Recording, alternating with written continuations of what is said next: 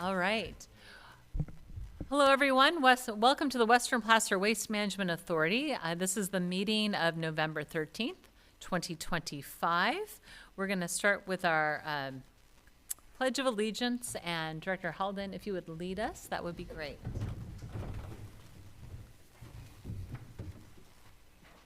Pledge allegiance to the flag of the United States of America and to the republic for which it stands, one nation, under God, indivisible, with liberty and justice for all. Thank you very much. And then roll call, please. Hi, Emily. Thanks.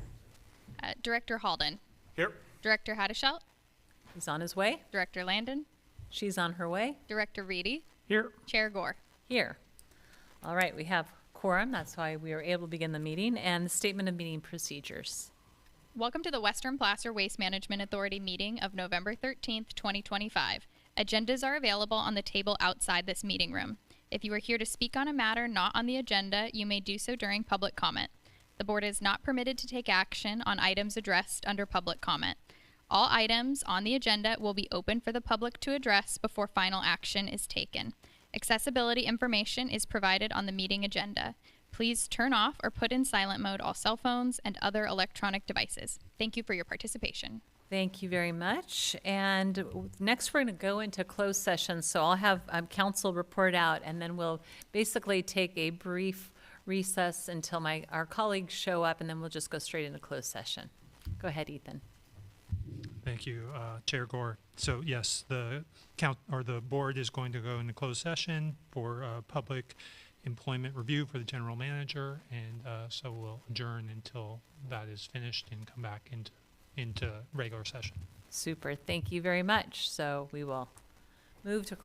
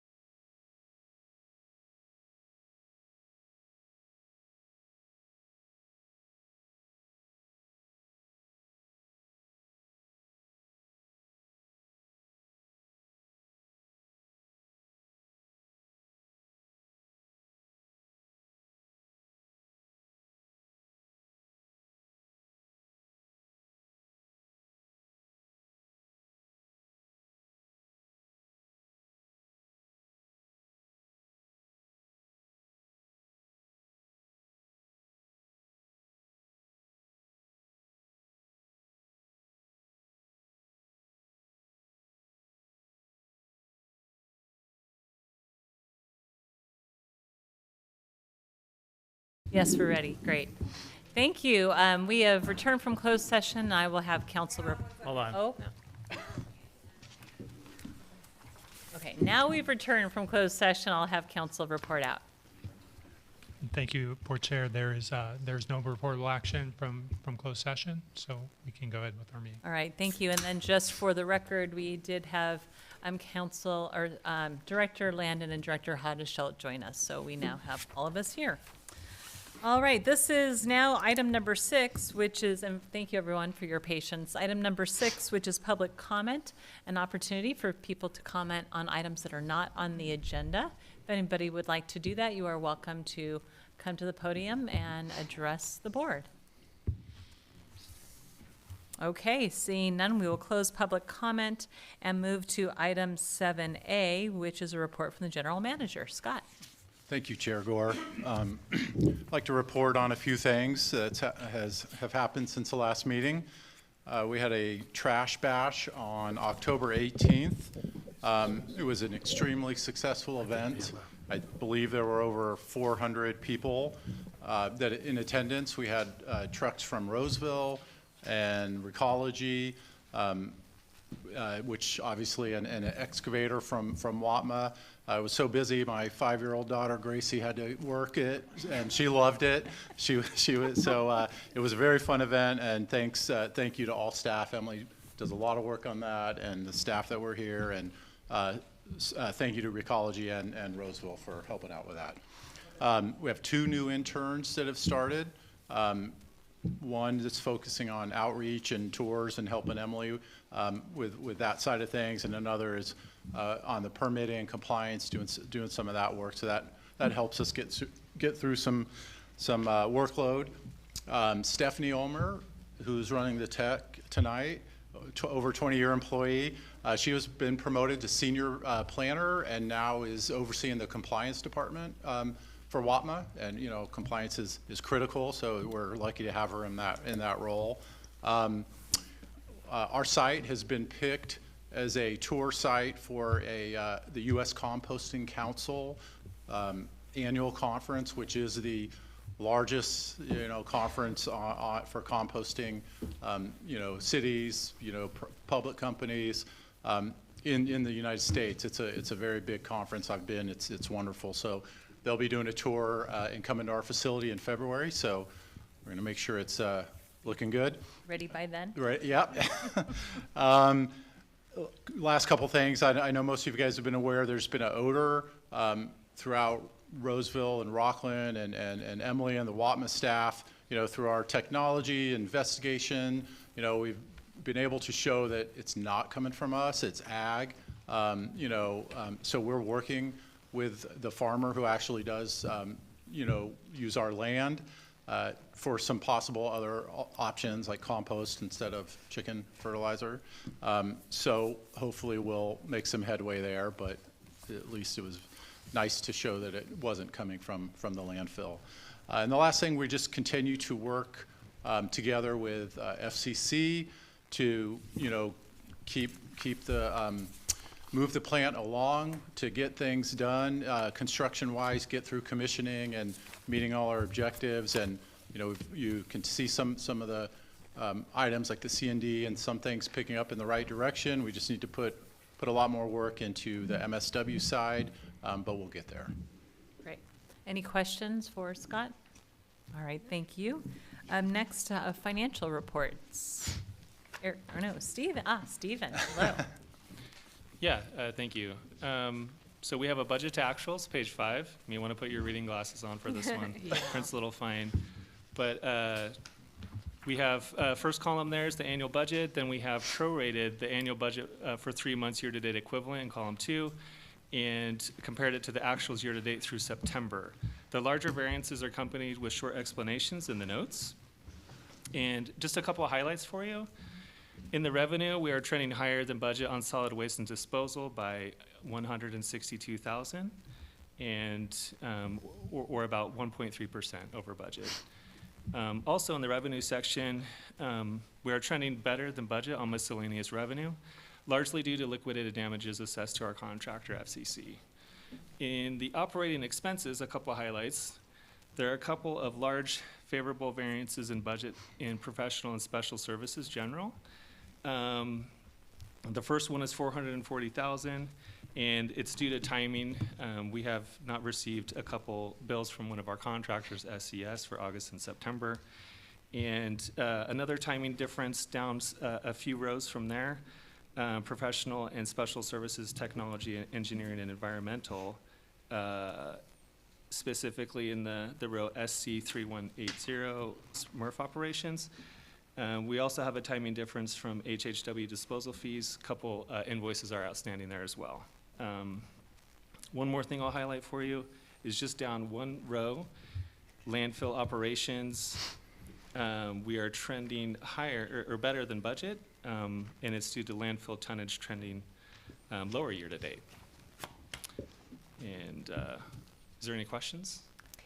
Thank you. Questions? I have one question. Actually, it's more of a request. I'm wondering, would it be incredibly difficult on the variance side to have a percentage of the variance? Is that difficult to do? we could do that. Okay. I'll That would put be that in super next. helpful for me, just, Sure.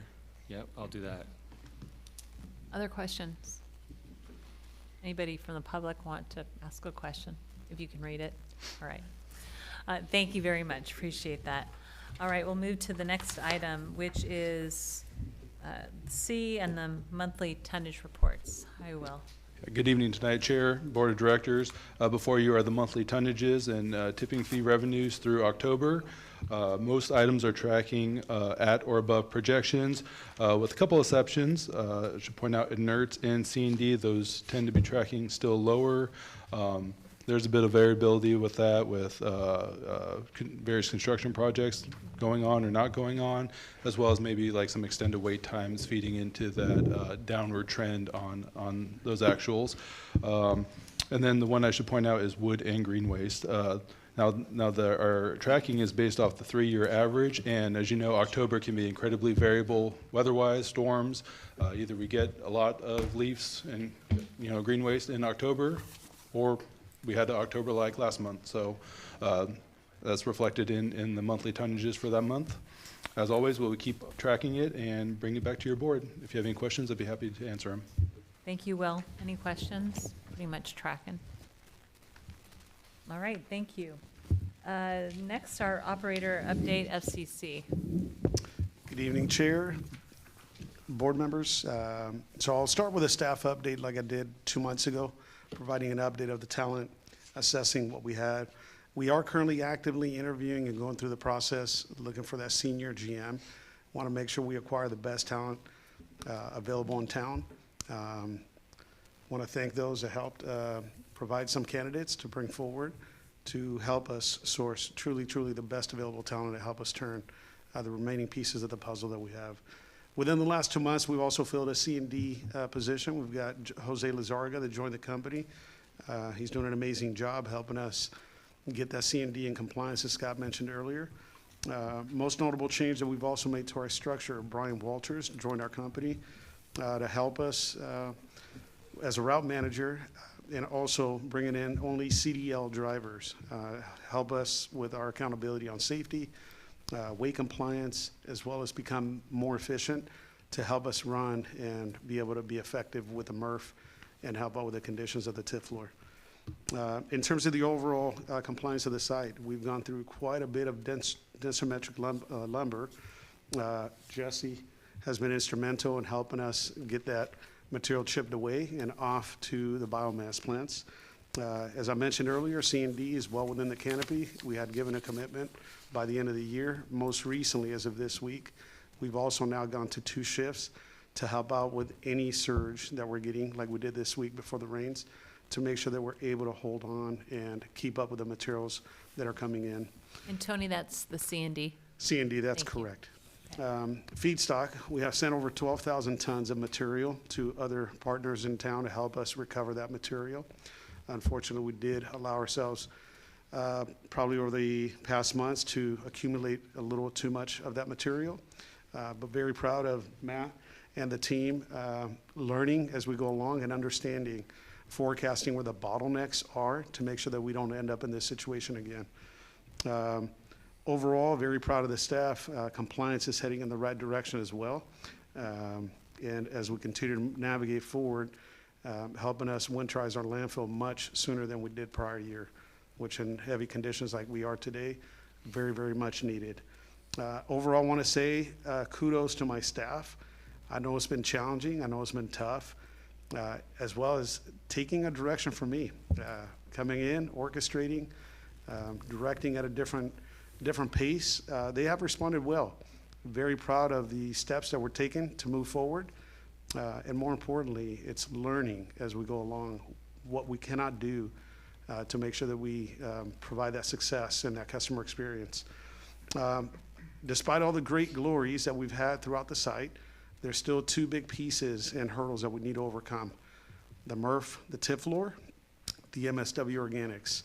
They're the two critical pieces that will help us achieve our recovery rates as well as our high diversion for our organics facility. And so we recognize that the challenges ahead are still tough, but we'll continue to partner and we'll make sure that we continue the strides that we've gained. In terms of an update for the construction, the CASP should be done here within the next few weeks, and this is for our MSW organics. Paper dryers as well within the next 2 weeks, so well before the end of the year. And the odor system we're pushing for the end of the year, might trickle a little bit into Q1 as we receive the final pieces and they're assembling them as they arrive. But overall, I want to thank Scott Schultz, Eric Otto, and the staff here. They've been very, very helpful, helping us with the reports, helping us identify other gaps. Great transparency, great communication as we partner. We recognize in order for this place to be successful, we have to be lockstep and we have to keep our eye on the prize. And that is the big vision for this staff, for this site. And as we fill our GM vacancy, fine tune, get through the commissioning and fix our MSW organics through our pilot program, we're confident that we will get there. Thank you very much, Tony. Any questions for FCC? All right, appreciate that. And there are a few other chairs over here. If y'all want to pull them over, feel free. I don't know, it was kind of cute. You guys were like huddled together, so. Well, I meant the other guys that were standing. There's some chairs Oh, over yeah, here. you guys. So there, all right. Terrific, thank you. Next, we'll move to facility projects update. Good evening again, Chair. I will fill in for Ryan today as he's out for a family emergency. Starting with the MRF improvements, the maintenance building and the ADA improvements are about complete. As you know, there's that shin burner outside on the curb is no longer there, so that should be done. The rest of the ADA, some small bathroom improvements done by the end of this month. Shifting over to the MRF, as Tony said, the paper dryers are being completed, expected end of this month as well. Phase 3B, the MSW CASP and traffic improvements. Couple big changes out there. The old C&D facility that was here for a very long time is gone as of November 1st. So definitely changes our skyline a little bit. And then FCC has not yet started the new scales and scale house complex for outbound C&D, but that should be started sometime this month as well. In regards to the certificate occupancy that updates Ryan has been providing, that item is pending your board's approval tonight, and once issued, all permits will be issued associated with that. So, shifting over to the landfill, the liner investigation. Ryan's team, in conjunction with Geosyntac, our project consultant engineer, completed the exploration and investigation of the Module 513 separation liner, and currently staff are reviewing a repair plan from Geosyntac before it's submitted to the Water Board for their approval. Once that approval is given, it should be a 2-month job for the actual repairs to be carried out. In regards to the South Placer Wastewater Authority Compliance Project, there's an informational item a little later tonight for your board's consideration, so I won't steal that thunder. And then the odor updates for our on-site odors that have been intermittent from the compost and water quality ponds. WAMA staff are still working with Jacobs and understanding some better systems that could be implemented to be the best neighbor possible for our surrounding area. With that, I'd be happy to answer your board's any questions for projects. Thank you, we'll appreciate that. Any questions? All right, great. Then we will move to the biofiltro Biofiltro presentation? Yes. Did I say that right? Good evening for the last time, hopefully tonight, your board. We do have Biofiltro here to do a presentation with Federico and Sarah. As your board may recall, this stemmed from compliance milestones in our ultimate compliance goal of October 2026 with the South Placer Wastewater Treatment Plant for the effluent that is leaving the site and being treated by their facilities. So WAMA staff did several pilot studies, one with Biofiltro and one outside that was a granulated activated carbon only method, and concluded that a joint project or a joint treatment system with Biofiltro, the worms, and the GAC on the back end would be the best, most cost-effective and most compliant setup, for what we're trying to achieve here. So I will turn it over to Federico. Thanks, Will. Thanks to the board and all the attendants for the time. You come close to the microphone? Thank you. There? Yeah, There you go. they're nice, they don't bite. Okay, thank you. So thanks everyone for being here and have this time for our presentation. I'm Federico. I'm the VP for wastewater of Biofiltro. And yeah, I've been speaking and talking with Ryan in the past 2 years on this project. So the agenda is going to go quick, but I'm going to introduce Biofiltro and our technology. Then I'm going to tell you a little bit about how WAMA and Biofiltro have gone along the way. And then I'm going to show you our pilot results, and finally the full-scale system that we expect. So the company, we've been around for 15 years, more than 200 successful projects, more than 30 plants operating here in the US, most of them in California. Our plants ranging from 1,000 to 1 million gallons per day, and experiencing food, beverage, livestock, and domestic wastewater. Some attributes: it's an aerobic system, so we don't have odors or sludge. We're adaptable to climates, low energy costs, and low operational costs. So what is a biofiltro? So this is the basics. This is our patented biodynamic aerobic system. It consists on a media of wood chips or wood shavings, depending on the wastewater type. And we irrigate the wastewater on top. Water trickles down. All of this media is inoculated with worms. Worms are burrowing through the system, providing air, so it makes it more aerobic, and also providing a lot of microbes that end up generating a biofilm that actually makes the biological treatment of the wastewater and reducing the organic compound and also the solids. So out comes, water that is clean enough, depending on the wastewater type. You can use it for irrigation or further treatment along the way. Well, that's the worm. We use same worm as the composting worm, the Eisenia andrae. And yeah, basically it's beautiful because they produce vermicompost. Our systems produce vermicompost instead of normal sludge, right? Right now, the relationship with WAPMA, if I'm pronouncing it right, so we started relationships 2 years ago. The pilot agreement was signed on January 2024, and it went from April to November of that year. We did some further testings after we realized we would need a tertiary system. So we used our effluent to treat our effluent with a granulated active carbon system, as Will was mentioning. And then in August, we sent the 30% drawings, the drawing designs.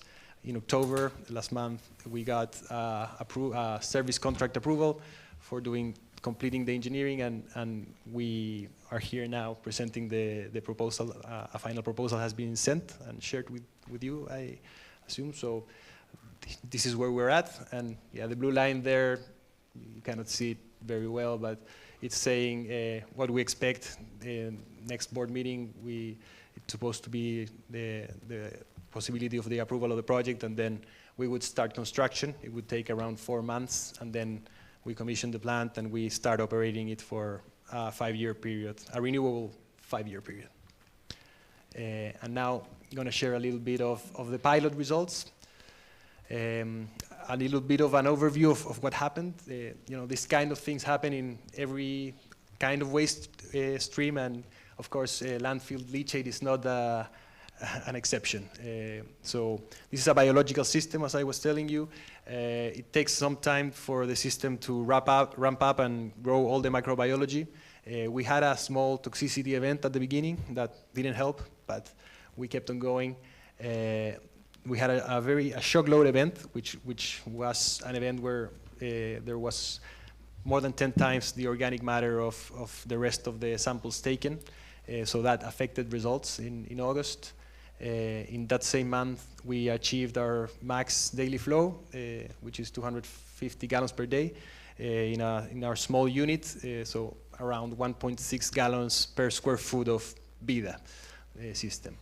And then in September, we had two very anomalously low organic loads. So basically, clean water came into the system, so the average removals went down because we couldn't clean water that well. And then we finished the pilot in October. So this is an overview of the results. So up there you can see 80% removals for BOD, 70%, around 70 for suspended solids, ammonia nitrogen in 67% and phosphorus in 20%. So as I was saying, these samples, two of those samples are basically with the system ramping up. So when the system is working at, in flow, those averages are probably going to go up. We discarded the two very clean results for these averages. And the shock event affected nitrification. So that ammonia nitrogen, the 70% removal we see there, includes that shock event, basically because the microorganisms compete for oxygen, right? They need oxygen for treating the wastewater, and the BOD microorganisms won in that fight. So nitrification was very low. But overall, very good results for the removals in every aspect. And UBT was the only constituent where we didn't see a big improvement, just a 1.3%, very modest improvement. And here, just diving a little bit into how it looked, our results. On the left there, we have the BOD removals. So you can see system starts ramping up, and then we have those very low very low organic matter influent in September. So that's the dip, but then it goes back. And on the right side, we have the ammonia removals, where again you see the ramp up, and then you see when we had this shock of very high organic load, where there was very little nitrification. But then it's a good thing that this kind of things happen, because it's a landfill, you don't know what's coming sometimes. And the good news was that by the next sampling, the system had already recovered, and we were doing a good job in nitrogen removal.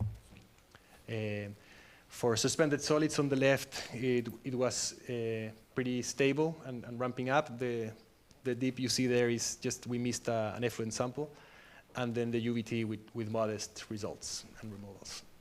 So the takeaways is that the BOD, TSS, and ammonia nitrogen, we can achieve the values we look for in a full-scale system, but we needed something to increase the ultraviolet transmission efficiency, right?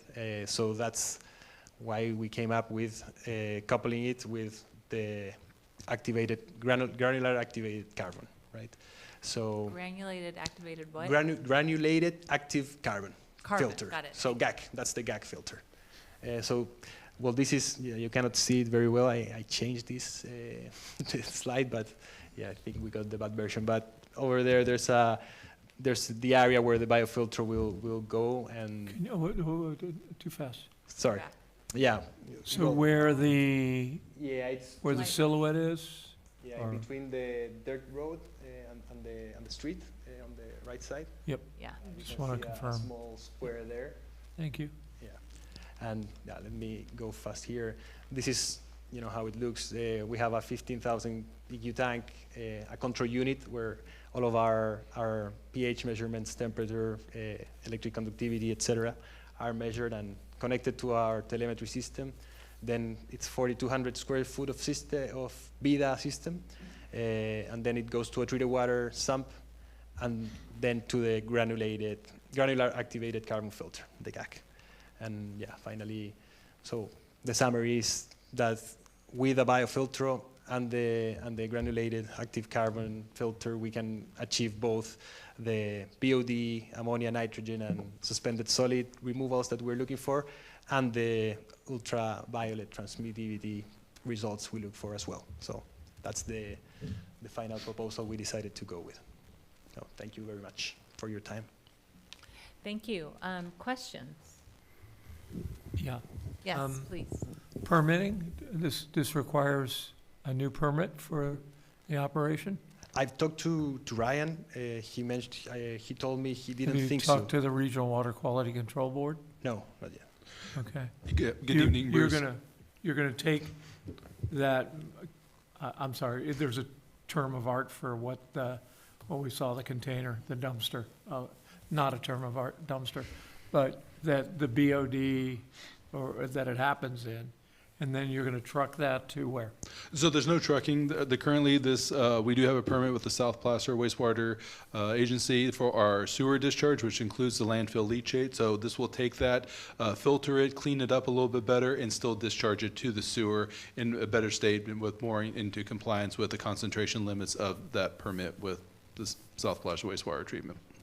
Okay, so what you showed in some slides looked like it was sitting on the land. What you showed in, give me a term of art for what that, go Okay. back 3 On the slides. pilot, I think. That was a pilot, Yeah, like a trailerable This one? Yeah, yeah. mini project. Yeah, that's Okay. the pilot unit. So inside you have the wood media and the worms. Okay, so if you advance, then you have something like that, that sits on the ground. It doesn't leach into does it leach into the ground, or? No, we collect the water. We have a drain, and then we collect it into a sump. All Okay. of that water And you've done this in California, a lot of places? in a lot of places. Yeah, California And is you've never had, have a permit with the Central Valley or any of the regional water quality control boards? we do. Yeah. You do, okay. So you would need one here, and how does that affect a timeline for October of 2026? Yeah, so far I haven't gotten into that side yet, on the permitting side. We always talked with Ryan that Western Placer was going to administer the permitting side, but Okay. we are more than happy to support him. So Director, if I may, we're not altering in discharging treated water ourselves to the groundwater or surface waters of the state, which would be that permit with the Central Valley Regional Water Quality Control Board. We're just treating it and still sending it to a full-blown treatment plant that has that permit. We're cleaning it up our end so we don't impact their process as much as the current state of the leachate does currently. Okay, thanks. That was helpful. Thank you. Appreciate that. Other questions?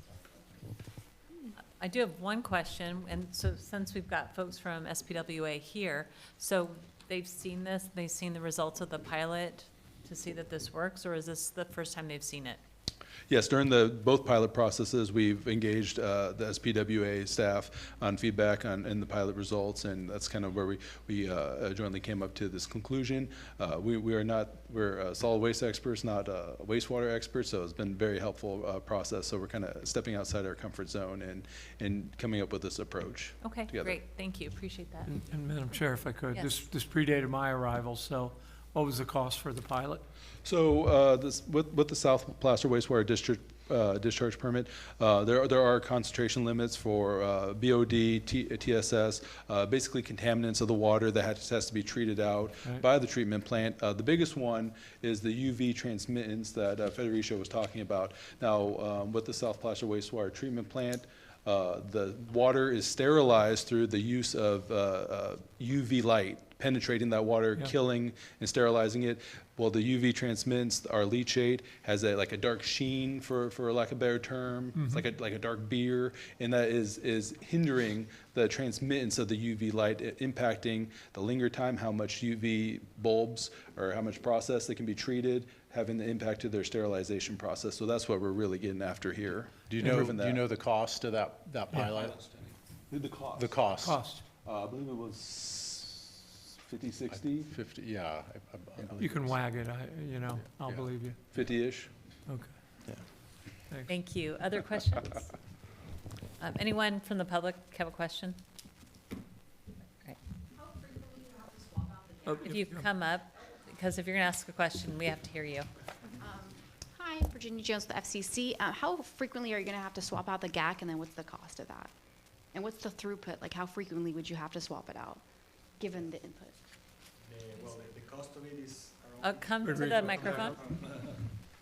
the cost Two of microphones. changing the GAG unit each time is around $10,000. And yeah, we still haven't done the actual full-scale project, right? But we did all this bench testing, and we estimated around 80 days, every 80 days. Yeah.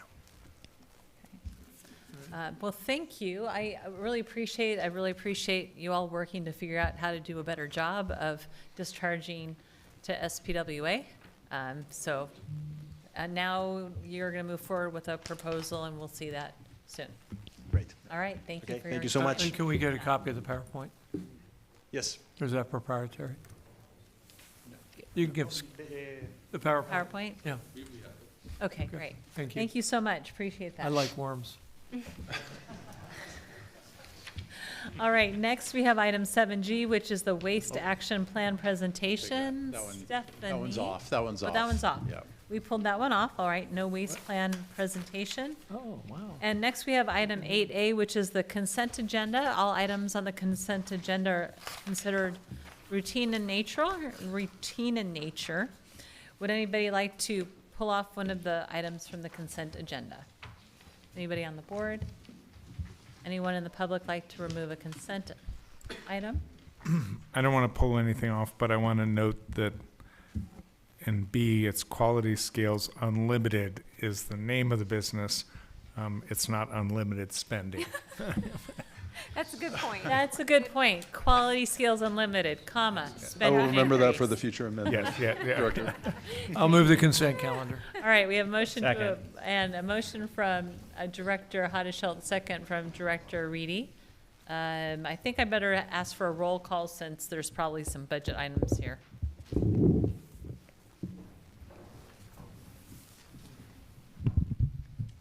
Director Landon, Yes. Director Reedy, Yes. Director Halden, Yes. Director Hadashelt, Yes, Chair Gore. Aye. Thank you. Next, we'll have item 9A, which is the WAPNA employee personnel policies. Thank you. Thank you, Chair Gore. Tonight, we're here, staff is bringing you, for your review, a policy on personnel hiring for WAPMA, intent to hire WAPMA employees, non-county employees, and also to document what that means. And in order to do that, we would need personnel policies. So we're also asking for approval of the personnel policy along with the policy for general hiring. As you all know, when I was brought in, one of the goals was to become independent as much as we could. And part of that is hiring our own employees and phasing, finding that balance between county and non-county, because obviously we're still tied to the county via the MOU, and we have a lot of employees that have been here that we want to make sure we protect and safeguard. So a bit of it is defining what a county employee is versus what a non-county employee is. WAPMA, and basically the WAPMA County still follows under the MOU that was signed, so nothing changes on their end. And then we will hire whenever it's feasible, determined essentially by me when we can bring in non-county employees. That's the goal is to bring in non-county employees unless there is a reason that we need a county employee, which might be on the financial side as we're tied right into the Treasury and that group. So, but overall, we will move in the direction of non-county employees. And in order to do that, which we do have open positions right now, we worked with our attorneys to come up with employee personnel policies for WAPMA non-county employees. And the intent on this was to take the county policy and mirror that wherever we could. There are some major differences, obviously. WATMA employees will be at will versus contract. Will be non-PERS under a traditional 401k retirement plan versus the pension. And then just a few minor differences that our attorneys advised us legally needed to be tweaked. But overall, it's a very consistent with the county. We want to try to keep the benefits as close as possible for the two different groups of employees. Thank you, Scott. Questions?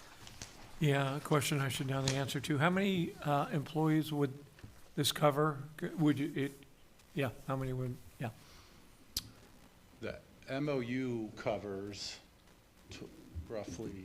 Yeah, there's approximately 20 county employees working here right now. Okay. And Scott is the only non-county employee, so I think your question of how many would this cover, at the moment, it would be 0. But this is the first step in order to begin hiring WATMA employees. So it would be every potential future employee hereafter. I think we have 4 open positions, so we'd be looking at bringing in, the first 4 WATMA employees. Thank you. Director Reedy? Yeah, so under the policy, it says you'll be hired independent of the County of Placer and classified as a WATMA employee unless the general manager and/or the board of directors determine otherwise. What does the mechanics of that look like? Like it says it's and/or you or us. You decide you want to be county. Like how will that actually go? Like you're going to bring a job description, we're going to approve it as one or the other? We do have job descriptions. How I envisioned it was if we were to hire a county employee, I would bring that to the board for approval. And Okay. then everything else would be a non-county employee. That would be the standard. Okay, so yeah, if there was a county employee who was working in, I don't know, sewers and SP, whatever it is, and they moved over here, then they could be considered hired, but they would be a county employee because they're a current county employee. So we'd have to, I was just wondering how you were going to effectuate it because it's like and/or. what page is it? I'm on the policy. It's 91 of the packet, I think. There's just a few where it's like and/or. I just didn't understand. Like I just want to be clear what the mechanics are. So you identify a new job role, which will have some say in the creation of that. It'll obviously kind of default to, and then if you happen to find a candidate who has to be a county employee, it sounds like in those cases it will come to us. Otherwise, you're good.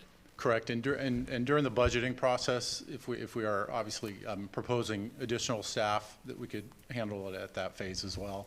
Okay. Thank you. Do you feel like it needs to be clarified? I mean, the language the policy doesn't say that. So it would be better if the policy said what he just said as opposed to and/or because it's not entirely clear how that will be effectuated, but I don't need to belabor the point because I think in practice he'll do what he said. But the policy doesn't actually say what he said. Okay. Yeah. And I can't find it on here. I can't so either.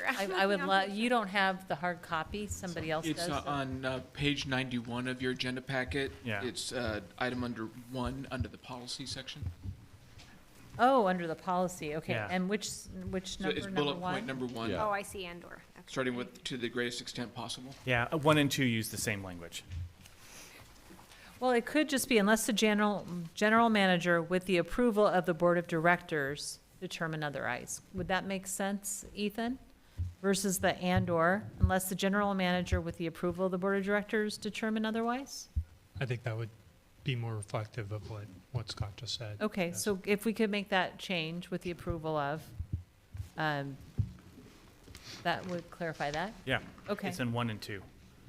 Okay, so 1 and then also on item 2, Yeah. unless the general manager, with the approval of the board of directors, determine otherwise.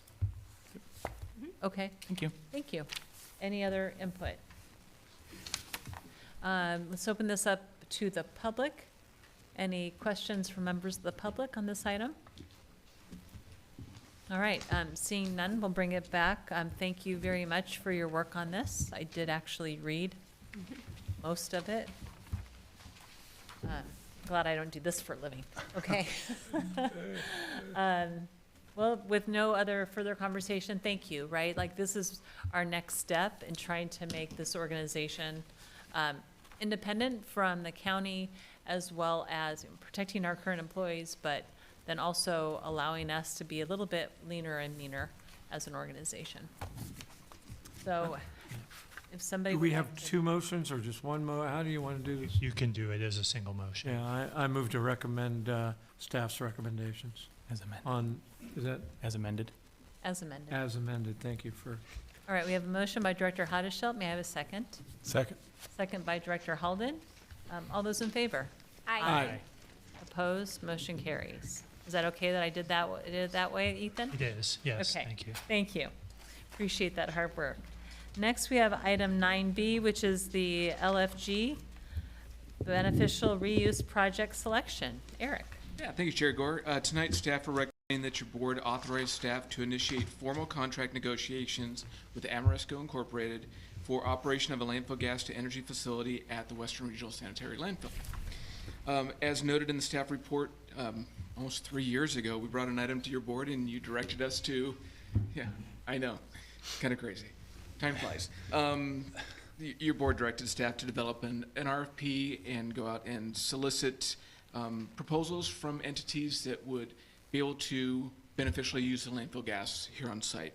A little bit of context that's not in here, but I'm sure your board understands and knows, is that since 1997, Energy 2001 has been on site doing this very action. They've been converting landfill gas to electricity. When we put the RFP together, staff was very cognizant that 2 points is one, that we were technology agnostic. We did not care what the end use would be. It was really what was going to bring the maximum value to the authority for that fuel resource. That was key. So we weren't looking at energy, fuel, whatever, didn't really matter. Bring your best proposal to the authority for our consideration. And secondly, there was nothing that precluded or required Energy 2001 to be in this process. So we wanted to make it fair to every party, bring your best game for your board to consider. We worked with Placer County Procurement, and in July of this year issued the RFP, put that out on the county's bids and tenders portal system, which makes it tremendously easier to manage these RFPs and get the information out to folks. And we were surprised that 20 entities had signed up for this process. We didn't even realize that there were 20 entities out there that were, in this sphere. So that was a really great response to the RFP.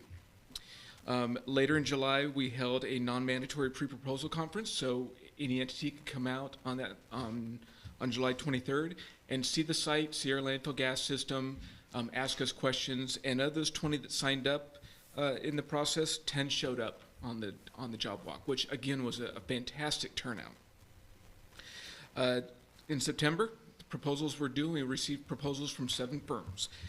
Of those 7 firms, most proposed to produce renewable natural gas to inject into the PG&E pipelines. Amoresco was a little bit different. They proposed to take over and continue to operate Energy 2001 system as a joint venture with Energy 2001. So their view was that electricity at this point was probably a safer bet than moving into RNG. At that point, we had thought RNG was, the wave of the future. We had seen some plants being developed that way, but Amoresco did quite a bit of detailed homework and realized at this point in time, that was not the best bet for them nor for the authority. So they've indicated maintaining electricity. They've got what appears to be a better agreement for a power purchase agreement, so selling that electricity at a higher rate than has been sold previously, which would mean more revenue back to the authority. Amoresco is a nationwide company. They've done quite a bit of this. They really are the leaders in terms of gas to any kind of end product. And they've indicated that if the economics change over time, they would be able to pivot and do RNG if that made sense. They've also looked at doing CO2 capture if that becomes viable, and solar as well. So they're not strictly limited to dealing with landfill gas, but basically energy production in general. So they seemed out of out of the proposals that we received, they rose to the top. We had an internal group read the proposals initially, and we selected Waga Energy and Ameresco as the two top-ranked firms, invited them back for interviews, which included, again, staff, as well as 2 members of your board. And after those interviews, Ameresco was unanimously voted the top candidate. We do have the scores in the table in the package, and Scott did point out to me right before I was ready to start here that I mixed up some of the numbers in terms of the compensation proposal to the authority and the firm's response. You'll see that I transposed those numbers. So for the compensation proposal to the authority, out of a total of maximum points of 40, Ameresco had 31.7, not 10. You'll see that I just transposed rows 3 and 4 there. The final scores, though, are representative of what the total scores for each entity were, and so out of a total score of 100, Ameresco came in at over 83 points. So tonight we are recommending that your board authorize staff to finalize the negotiations with Ameresco, and I say finalize because as part of the RFP, we put together a pretty comprehensive lease agreement. We wanted all entities to understand what the rules of the game were before they joined here, but there are some project-specific adjustments that we do need to make to that contract before we could bring it back to your board for award. With that, I don't have any. Oh, actually, I do want to point out what the potential revenue to the authority is, and it ranges between $1.5 and $1.6 million per year. To put that in perspective, historically, we've received somewhere on the order of $300,000 to $400,000 in royalties from Energy 2001. So it is a considerable bump up, and that is reflective primarily of the different power purchase agreement that Ameresco has been able to negotiate with a third party. So there are 2 representatives from Ameresco here tonight, Rob and Josh. And so if you have any specific questions about the company or their technology, I'm sure they can answer them. Otherwise, I'm happy to answer any questions that you may have. Great, thank you very much, Eric. Questions or? Yep. Yes, I do. Bruce. So the response to the bids were based on the RFP, and we've seen the RFP, right? You sent that to us probably in June, Yes. right? Yes. Okay, thanks, trying to, we meet, then we don't meet, Yeah. trying to reconstruct it. So, the qualifications, it's interest to me that Ameresco is a joint venture with the existing contractor, is that the right term, entity? Yeah, that's correct. Okay, In fact, I would like to clarify that both Waga and Ameresco proposed to work with Energy 2001 Okay. in different capacities, but keeping them as part of their operation. well, great, because then I can ask this question, how would these firms have rated had Energy 2001 not be part of it, especially on qualifications and experience? I think both firms would have still ranked extremely high, with or without Energy, particularly Ameresco. I've known of Ameresco since I was working landfill gas before I started here. So Ameresco is a well-known name in the field. Waga is a newer entry, at least from what we've seen, but certainly based on their proposal and some of the projects that they have going in California, they seem to be a real player. Okay, thank you, those are my questions. Thank you. Other questions? Yes. Well, and I was part of the review, but I can't remember, was there any, like requirements for bonds or anything else, like, to secure us if there's any issues that go on there, like surety bond or anything from Ameresco? I don't recall. I don't think we have surety bonds in the lease agreement per se. However, what we did include in there was minimum annual revenue back to the authority. So in the event that Ameresco doesn't produce anything, for that matter, we're still receiving value, and I believe that value was $480,000 a year. Correct. So as a minimum floor, that's what we know that this entity will receive, and then the rest will be based on their performance and their production. And if they have, again, I was there to hear their presentation, and I know their intent is to secure the power purchase agreements with PG&E in short order. If it's delayed, what do they do? That's I mean, maybe a better question for their PG&E, Ameresco I'll folks. say that. They They did not articulate to the panel who the PPA would be with, and I'm sure that's probably confidential between them. Okay. So the Amoresco folks here may be able to speak to that point. But I would hazard a guess that they weren't going to come to us with this proposal unless they had a pretty good handle that they were going to be able to secure that PPA. So, Rob or Josh, do you?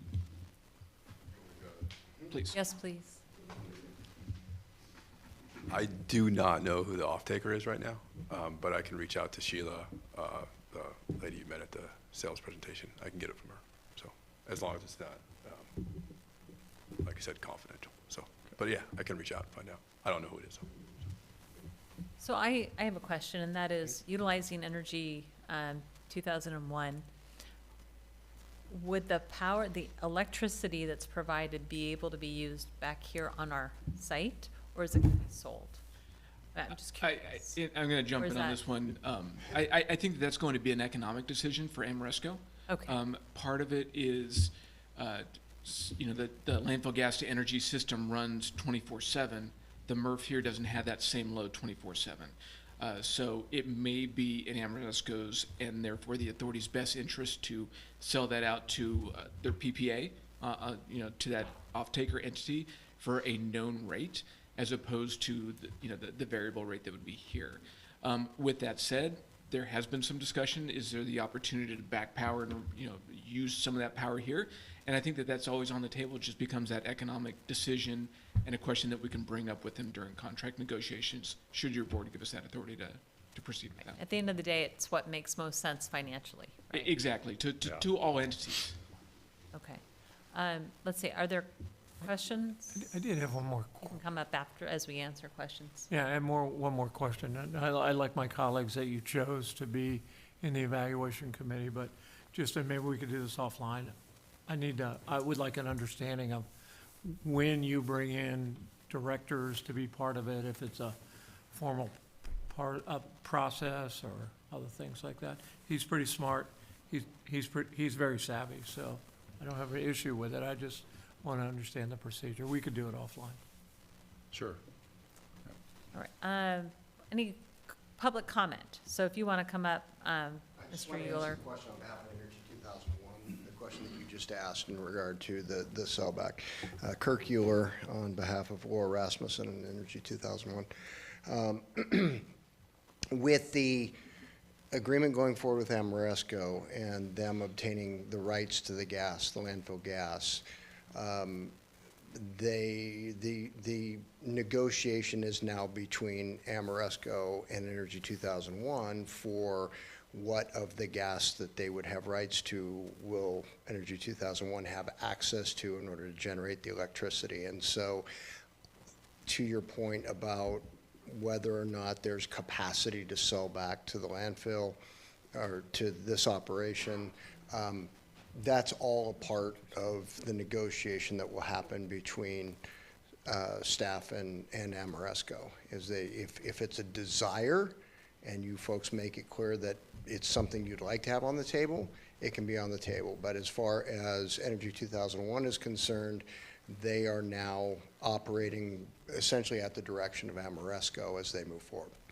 Thank you. I mean, I look at that and I go, the cost of electricity, it's expensive to utilize PG&E, right? And if we are making power right here in our own backyard and it could benefit the landfill and the operations, the MRF, I think that's great. Ultimately, it's a cost-benefit analysis, right? What makes sense. And so I'll let people smarter than me. Don't go anywhere, Mr. Euler. I'll let y'all do the work. I just see that, like, I know power from PG&E is expensive. And I'll let you guys figure it out.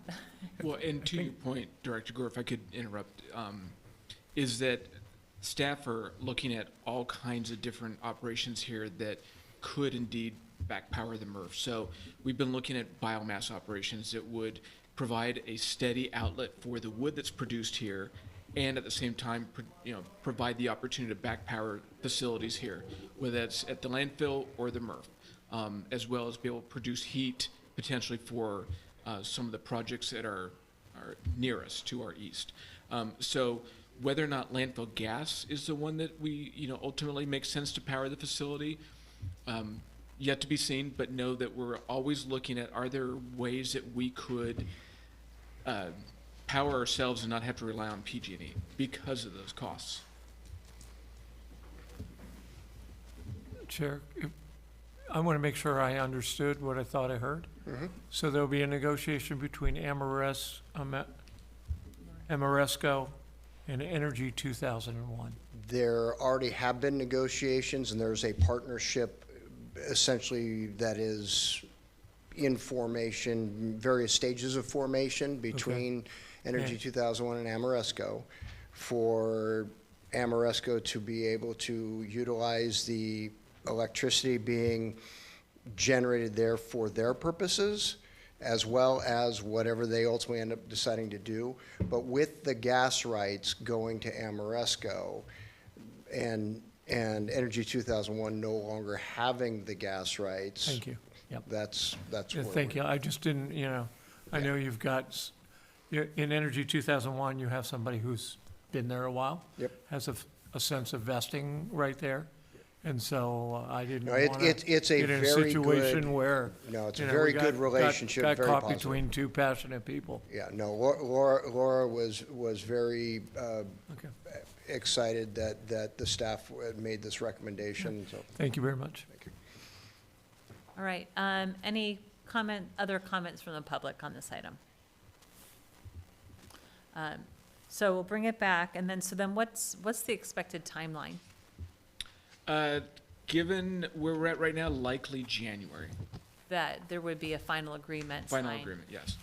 December might be just a little bit too tight. Okay, so and that likely would January. come back before our board for approval? Yes, Yes. absolutely, for Yes. your board's consideration and approval, All right. 100%. Any other questions? Yes. Just a comment, if I could. So, I think us as a board, our number one goal, I think, is to maximize revenue from this. I just want to make sure that in negotiating the contract, that our expectation here is 1.5 to 1.6 million. The minimum is 480,000. How do we make sure that we're getting 1.5 to 1.6 as opposed to something in between that, because, we scored them high on their compensation based on the idea of 1.5 to 1.6. So I'll say I just don't want them to weasel out of that number. Right, and it's a great point of, what do we think we're going to get versus what do we actually get? Yeah. And in Ameresco's proposal, they did have two different options. One was a fixed price that we would receive, and the other one was variable. We'll need to explore that with them. The way that I understood the variable is that if we start to generate more gas, or we're able to capture more gas by virtue of improvements to the gas field, or they're able to get CO2 recovery, or whatever the other mechanisms are to generate more electricity, is that one option, it sounds like we could get a percentage of that. The other option is maybe we don't have as much option in that growth, but we know we'll get a fixed higher rate. So it's one that we'll explore, we'll bring back to your board, we'll leave that option open so that your board has all the information, you can make that decision. We'll give our best recommendation with the idea of maximizing our revenue. And we'll negotiate with Ameresco. It's in both parties' best interest to maximize the gas field. So if there's some infrastructure or something that needs to be done there, we'll have those discussions on that end. Thank you for your question. Yep. All right, let's see, yes, we do have an action item before us, so. I'll make a motion to authorize staff to initiate formal contract negotiations with Ameresco. Second. All right, we have a motion and a second. All those in favor? Aye. Aye. Opposed, motion carries. Wonderful. Thank you very much to the folks who are here, and appreciate our directors participating in the process, and staff, all your hard work. Thank you, Eric and team. Any reports from directors? I did want to, I live in Whitney Ranch, so we do get smells now and then. So I wanted to thank the staff for, on a weekend, proactively looking into it. My next door neighbor and her boyfriend were cornering me on that.